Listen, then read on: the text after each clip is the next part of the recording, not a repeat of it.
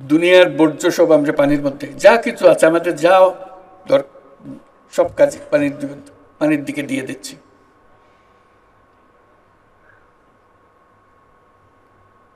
আমরা নদী শাসনের কথা বলি,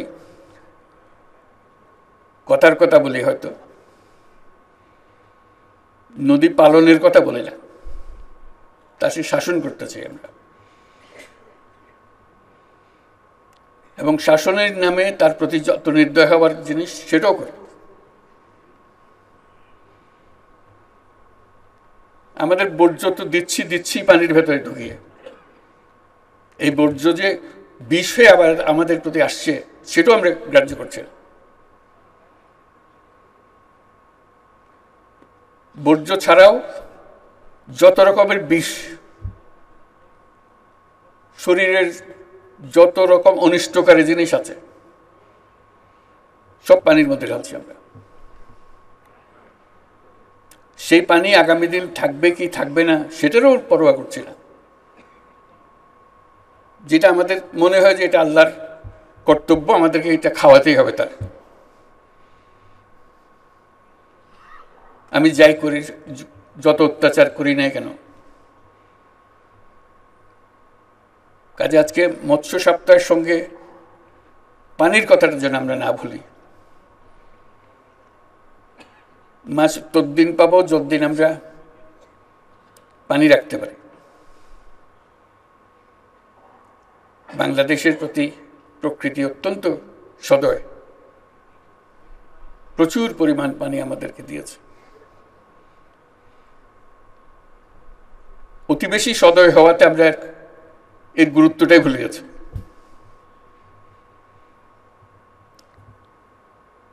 আমরা আজকের দিনে প্রকৃতির অবদানটাকে স্মরণ করি এবং তার প্রতি শ্রদ্ধা প্রকাশ করি এবং তার প্রতি বিনয়ী হবার প্রতিজ্ঞা নিই। তা না হলে প্রকৃতি তার যত মহান দায়িত্ব তার আছে সেটাও পালন করতে পারবে না আমাদের অত্যাচারের কারণে। মাছের সম্ভাবনা প্রচুর, এর সঙ্গে দুর্ভাবনাও প্রচুর। আমার কর্তব্য মনে করছি দুর্ভাবনার কথাটা মনে করিয়ে দেওয়ার জন্য, কারণ সবাই আমরা দায়ী, যে যেখানে আছি না কেন। ব্যক্তি হিসেবে, দায়িত্ব হিসেবে যাই পালন করি না কেন, আমরা এটাকে কিভাবে সম্মান জানাবো প্রতিদিনের ব্যাপারে সকালবেলায় উঠে প্রতিজ্ঞা নেওয়া, আজকে আমি প্রকৃতির প্রতি সদয় হব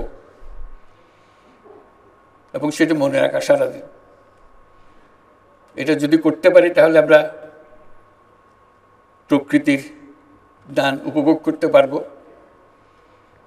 কারণ এর প্রতিদিনই কঠিন হয়ে যাচ্ছে আমাদের জন্য। তার উপর দাবি এত রকম আসছে, সবাই নিজের ব্যক্তিগত স্বার্থে। তাকে নিশ্চিহ্ন করে দিতে আমাদের বিন্দুমাত্র আমাদের দ্বিধা হয় না।